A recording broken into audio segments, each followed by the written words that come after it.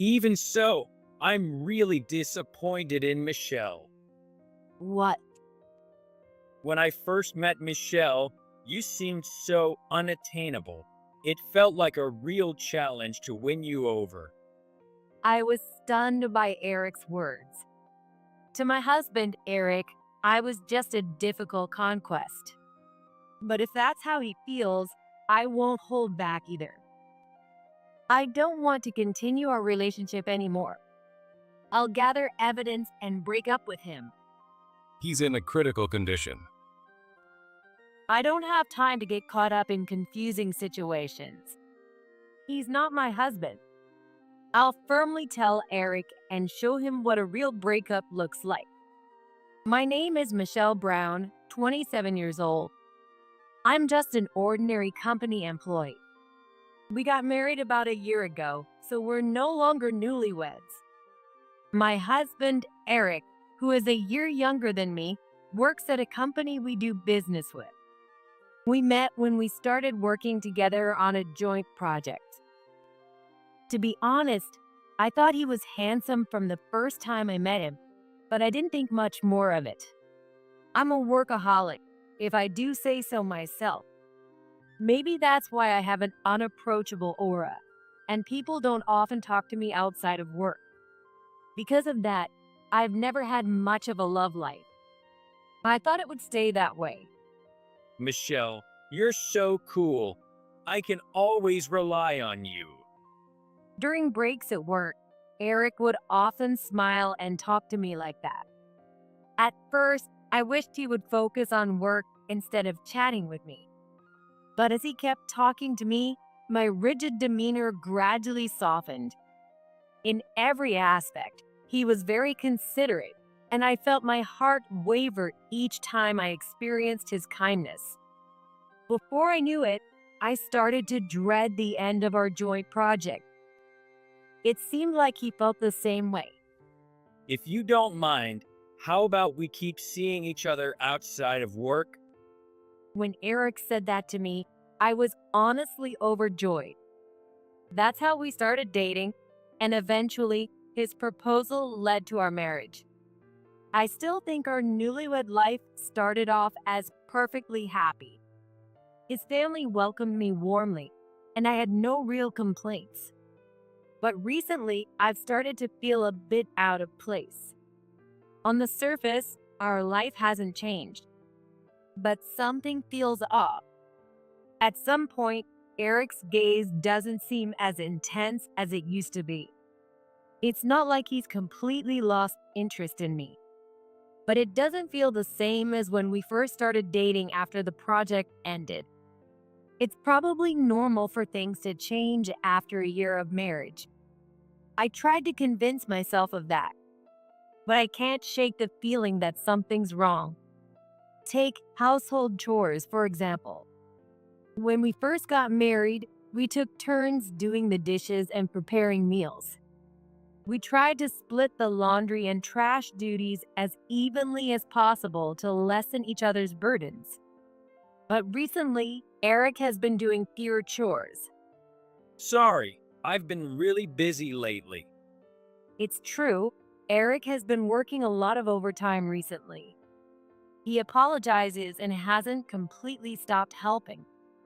However, this period has just barely settled down from the busy season.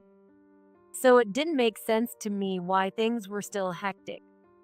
Lately, I haven't been visiting Eric's company, so I have no way of knowing what his work involves. A new joint project has started, but someone else is in charge this time. That person. Sally is a colleague I haven't spoken to much. Apparently, she's the daughter of a senior executive and doesn't seem interested in getting along with others. She was reportedly pushed into the projects to build her track record. I don't know the full story. In any case, I'm not close to her, so I don't know the details of the project. Therefore, I can't be sure if his company is currently busy. Maybe I'm just overthinking things. My company, which does similar work, isn't busy right now, so it's probably just making me suspicious. However, there are other things that bother me, pulling my thoughts in different directions. It's Eric's body odor. Despite coming home after working late, he doesn't smell. In fact, he smells good, as if he had just taken a shower. His company has a small shower room, so it's not strange. I want to believe that, but there's something off. I'm so tired. I'll take a shower first. Saying that, Eric comes home and immediately takes a shower. If he had already showered at work, he wouldn't need to do it again at home. Even if he had been on a crowded train, which he wasn't since he drives his own car to work. Moreover, since I met Eric, he hasn't been someone who is particularly meticulous about body odor. I've never seen him use the company shower room before. That's why I can't help but feel something is wrong. Is that okay? This was said by a male coworker at the company cafeteria. It's strange to think that I, who was once a rookie, am now in a position to mentor younger employees. He's a bit unreliable, so I often have to watch over him closely. Today, as I was correcting his mistakes, lunchtime arrived before I knew it. We were about to take a break and have lunch separately, but he noticed my gloomy expression and insisted we eat together. I had no intention of talking about my situation, but he kept pressing, and I ended up speaking. I'm not sure if I gave in too easily or if I was more anxious than I realized. When I reluctantly explained, he looked puzzled. Unable to understand his puzzled expression, I asked him, "What is all right?" Well, He looked uncomfortable when I asked. It might be something hard to say, but I needed to know. "Go ahead, tell me."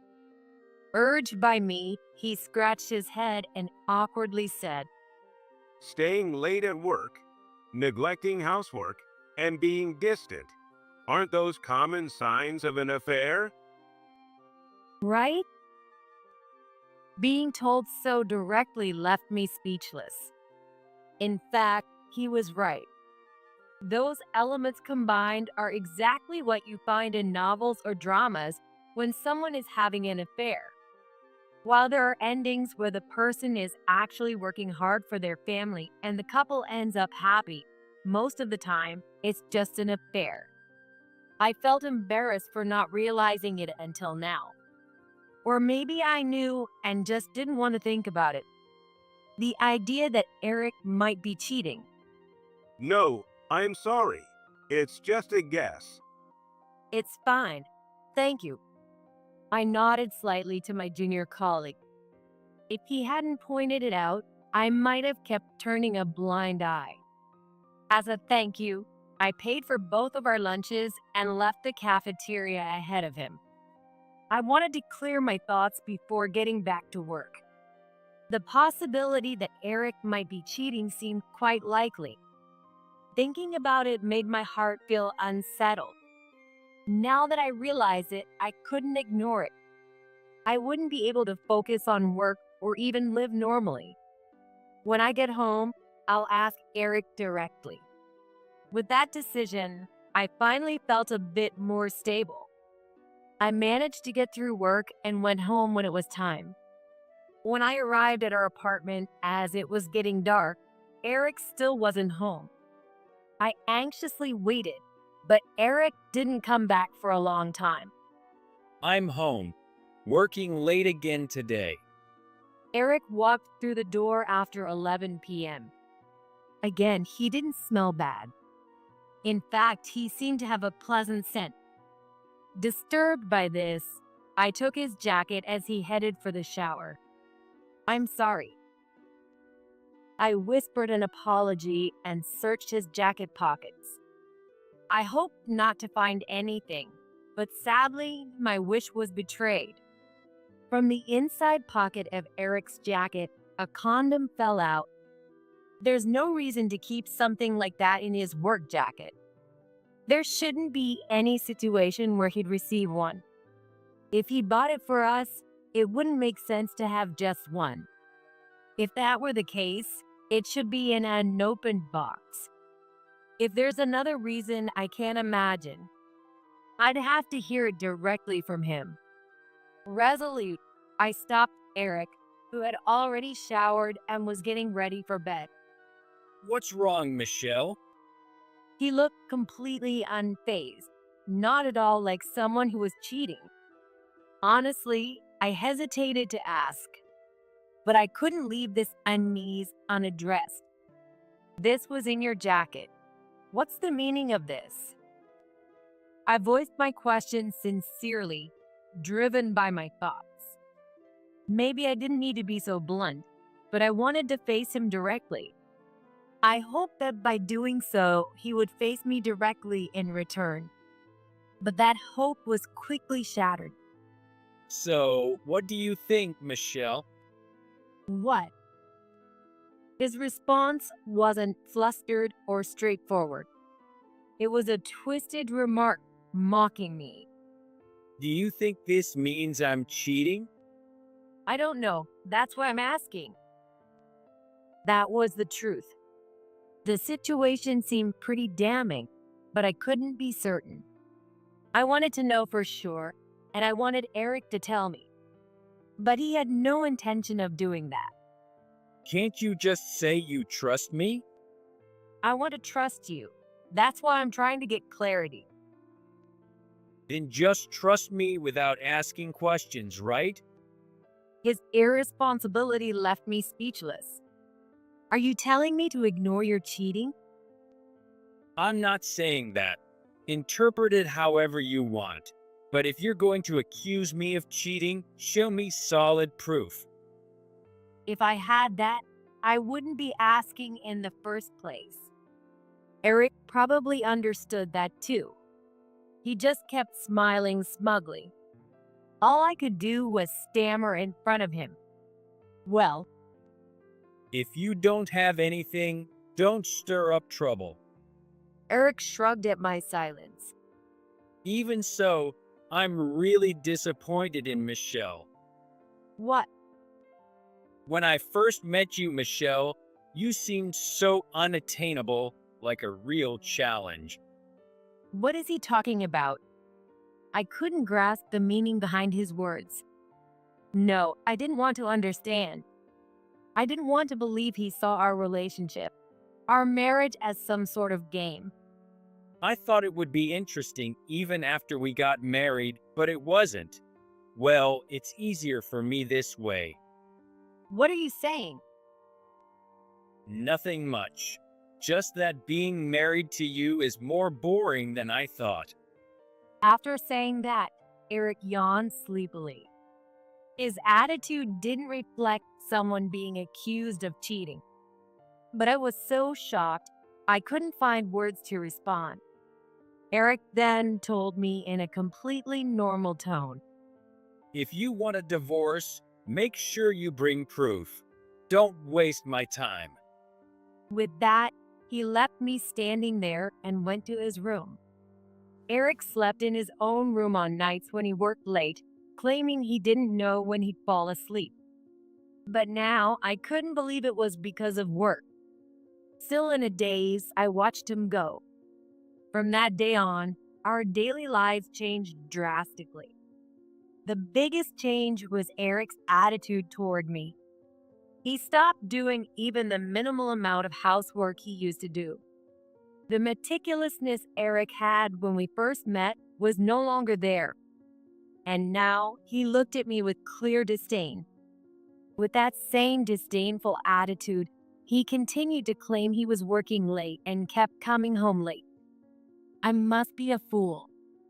Given his attitude and the likely affair, I shouldn't be doing Eric's chores or preparing his meals. But because of the memories we shared, I couldn't sever ties with him. I continued doing the household chores and living as we always had. I held a faint hope that Eric might return to the man I married. One day, something unexpected happened.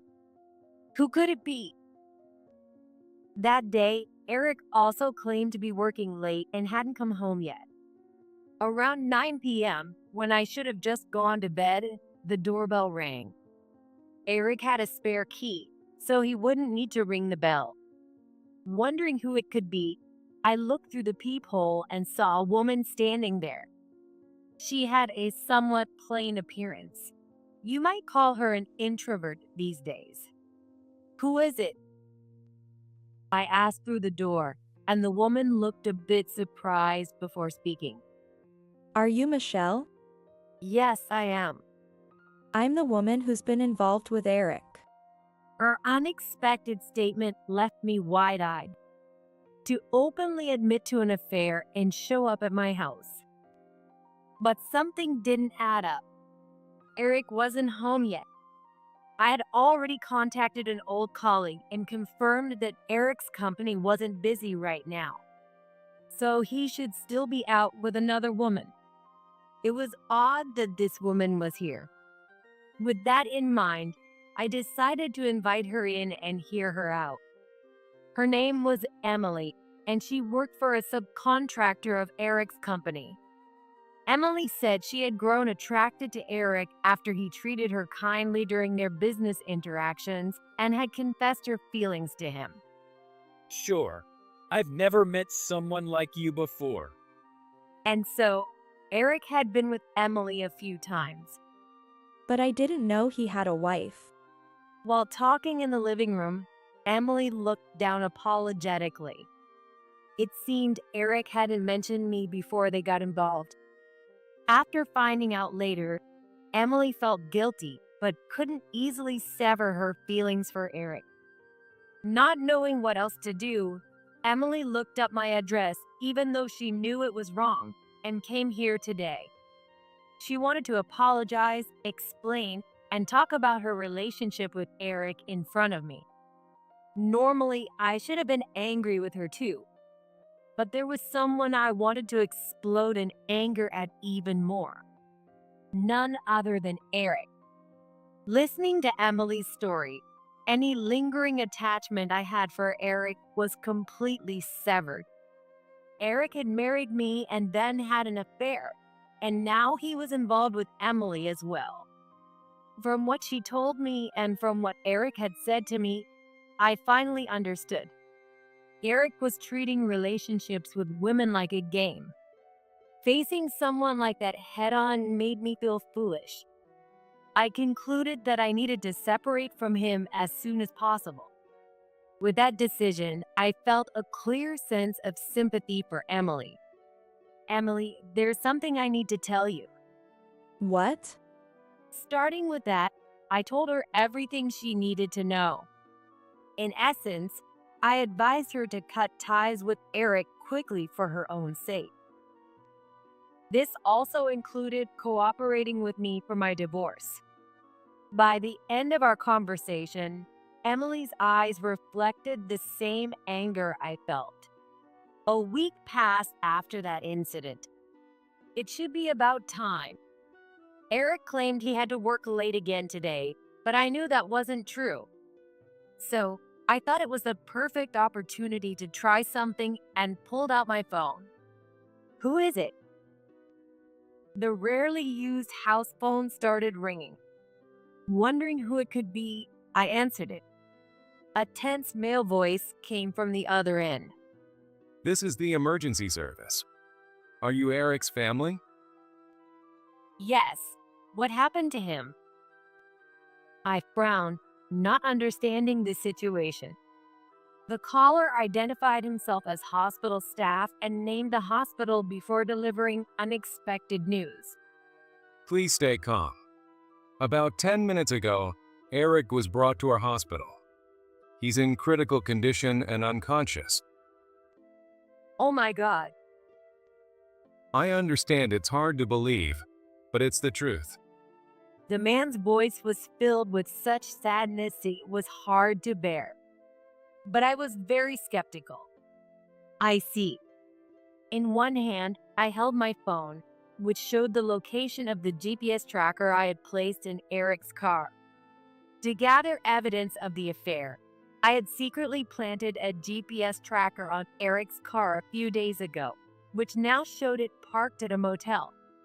I unexpectedly found proof of his infidelity, but it meant the person the hospital was talking about wasn't the Eric I knew. So I firmly told the person on the other end of the phone, "Sorry, but that's not my husband. What? But, I'm very sorry, but this must be a mistake. Please contact someone else." I then hung up the phone. I felt sorry for that Eric. I could only hope he would be all right. But I had my own issues to deal with. I checked the GPS location on my phone again and took a taxi to the motel where Eric and his affair partner were likely staying. If possible, I wanted to catch them coming out of the hotel and take photos. Even if I couldn't catch them, I could at least confirm the location. Later, I could either stake it out or hire a private investigator, which would save me some trouble. When I arrived, I found the motel in a somewhat rundown area. Looking into the parking lot, I saw Eric's car. This alone would be enough evidence, but knowing Eric, he might play dumb with an innocent face. Ideally, I'd like to catch him in the act. So for a while, I hid near the entrance of the motel, waiting for Eric and his companion to come out. But that's odd. No matter how long I waited, they didn't come out. Instead, my phone kept ringing incessantly. The number was the same one that had called me at home earlier from the hospital.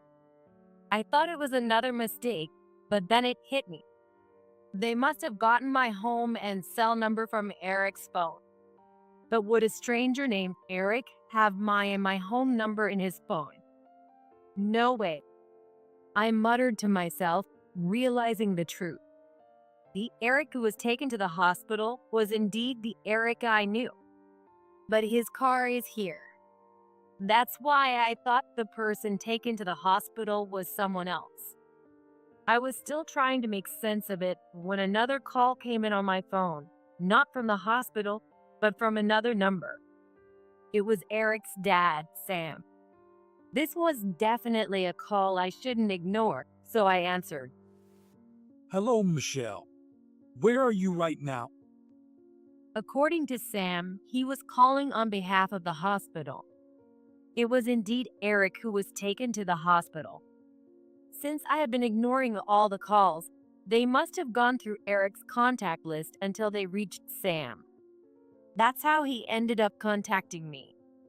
Which means, thinking it through, I replied, Eric was at a motel before he was taken to the hospital. So, something must have happened to him here, leading to his hospitalization. The car was left behind because there wasn't time to ask a service or a friend to move it. In other words, I had unintentionally obtained the best circumstantial evidence of his infidelity. The paramedics wouldn't have a reason to lie about where they found him. I see. Sam's voice sounded strained in response to my words.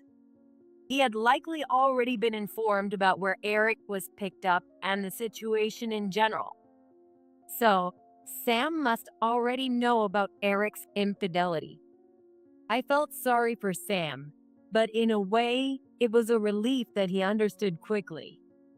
Ignoring the calls might have been the right decision after all. But then again, why was Eric taken to the hospital?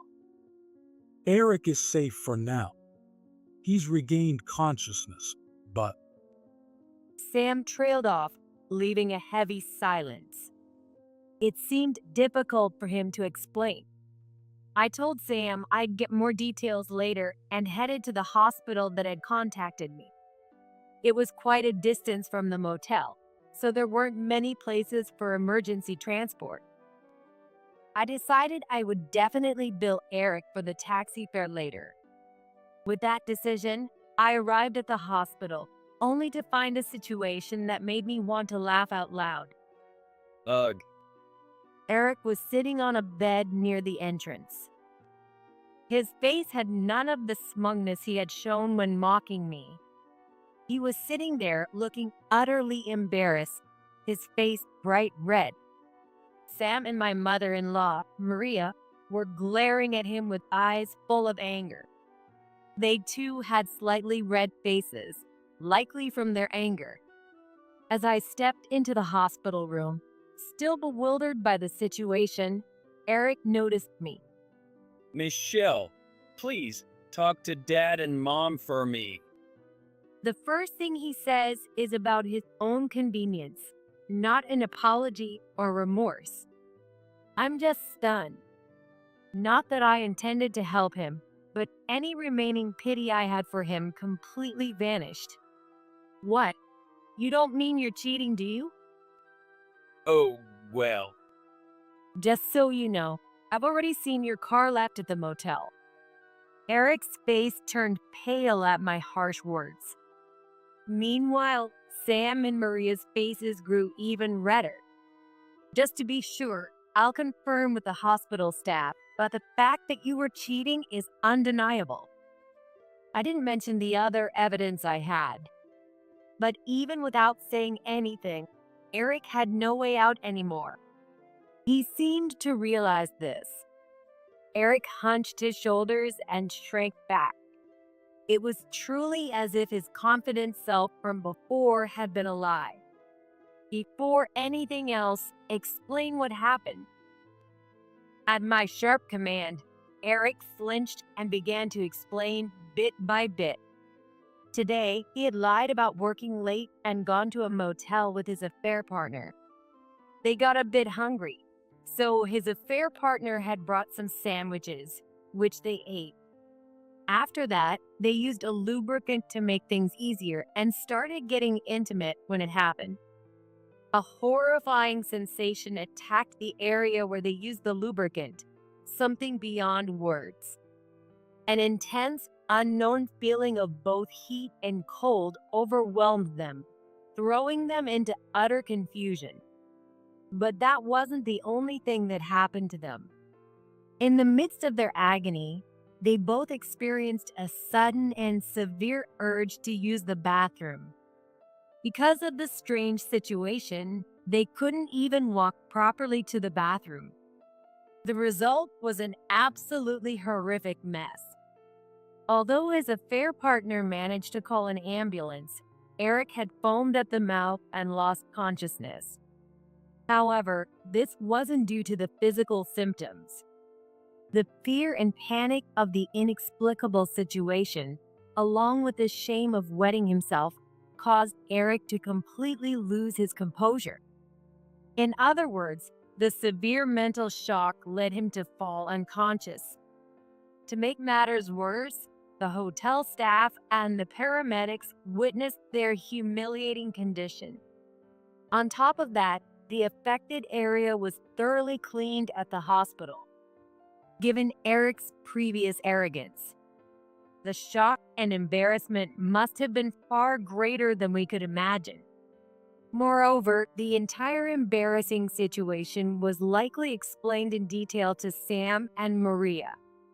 Their red faces were not only from anger, but also from embarrassment. Imagining the humiliation Eric must be feeling, I honestly wanted to burst out laughing. If Sam and Maria weren't there, I probably would have pointed and laughed out loud. By now, the strange sensations and the urge to use the bathroom had completely subsided. There shouldn't be any lingering symptoms. That must have been tough. I barely managed to hold back my laughter. Noticing this, Eric looked down in frustration. It seemed likely that something had been tampered with in the lubricant. The urge to use the bathroom might have been due to something they ate. The police hadn't been contacted yet, so the details were still unclear. But one thing was certain. But I don't feel sorry for you. This is the punishment for your cheating. Right. Unable to argue with my accusation, Eric let out a groan. If he hadn't cheated, he wouldn't be in this situation. The humiliation he suffered was entirely his own fault. Michelle, I'm truly sorry for what my foolish son did. Sam said this as he and Maria bowed deeply to me. Not intending to blame them, I hurried to calm them down. Please, lift your heads, Sam, Maria. You two aren't to blame. The one at fault is the ones who don't understand that cheating is unacceptable. That's who's at fault. Just as I was about to confront Eric again, someone unexpected appeared. No, you're the one at fault. From behind the curtain next to Eric's bed emerged an unexpected figure. Sally? Yes, it was Sally, my colleague, dressed in patient clothes. Considering we were in the same hospital room and this situation, I voiced my suspicion. Could it be that Eric's affair partner is? It's not an affair. I'm Eric's true love. Sally's passionate declaration left Sam and Maria dumbfounded while Eric buried his head in his hands. As we stood in shock, Sally continued her tale. Sally believed she was distanced by others because she was the daughter of a company executive. From our perspective, she was the one keeping her distance. Nonetheless, Eric treated Sally kindly, and they fell deeply in love, or so she claimed. To Sally, Eric was her knight in shining armor. To me, he's nothing but a shallow cheater. Eric said you were boring because you took everything so seriously. Sally boasted, and Sam and Maria's expressions turned even more sour. Perhaps they had hoped there was some justification for Eric's affair, that maybe I was partly to blame. But now they realized the problem lay with Eric's mindset, leaving them speechless. With his parents' expressions growing more severe, Eric turned even paler. Unlike you, he called me exciting. Oh, really? So, Sally, if you marry Eric, you won't do any housework? Of course not. Sally puffed out her chest confidently, but she was met with unexpected anger. Are you an idiot? It was none other than Maria, Eric's mother. Shaking with anger, Maria exploded at Sally. What do you mean, idiot? What's wrong with calling you an idiot? Jeez. Sally tried to retort, but Maria's overwhelming anger silenced her. A husband and wife support each other throughout their lives. What is this nonsense, both you and Eric? Oh no. It was my first time seeing Maria this furious. It might have been the same for Eric. He was visibly trembling. Even Sam seemed a bit pale. Calling someone boring for being devoted is disgraceful. You should be ashamed.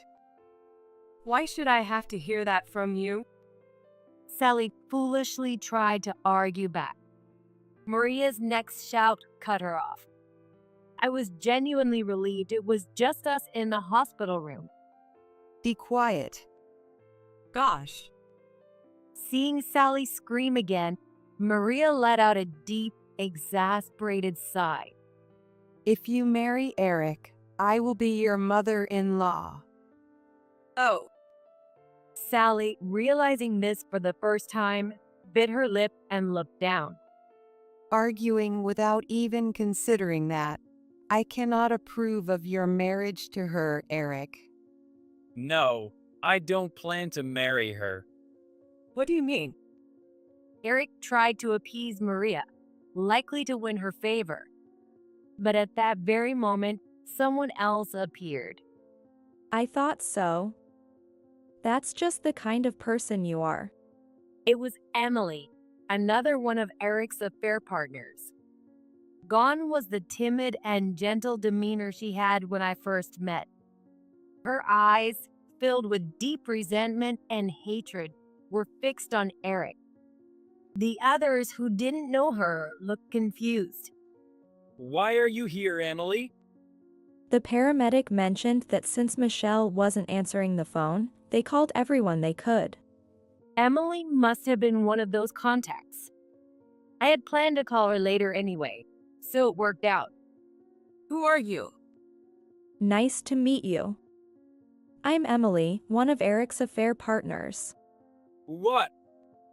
Eric probably didn't expect her to honestly reveal everything about herself. He looked shocked, eyes wide, trembling so much he seemed about to foam at the mouth again.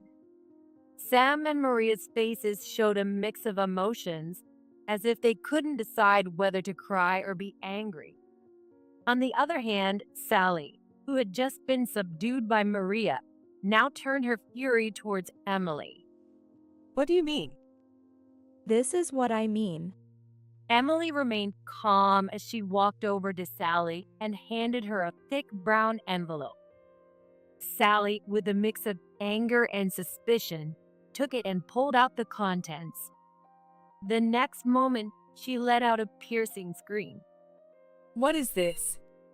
She threw the contents to the floor as if they were something filthy. Scattered around were photos. It printed images of Emily and Eric during their affair. I had asked Emily for evidence in case Eric tried to deny the affair, but I never expected it to be used like this. While it showed how angry Emily was at Eric and Sally, it also made me feel a pang of sympathy for her, considering she hadn't known it was an affair initially. When I glanced at Emily, she gave me a small, troubled smile, but only for a moment. But it lasted only for a moment.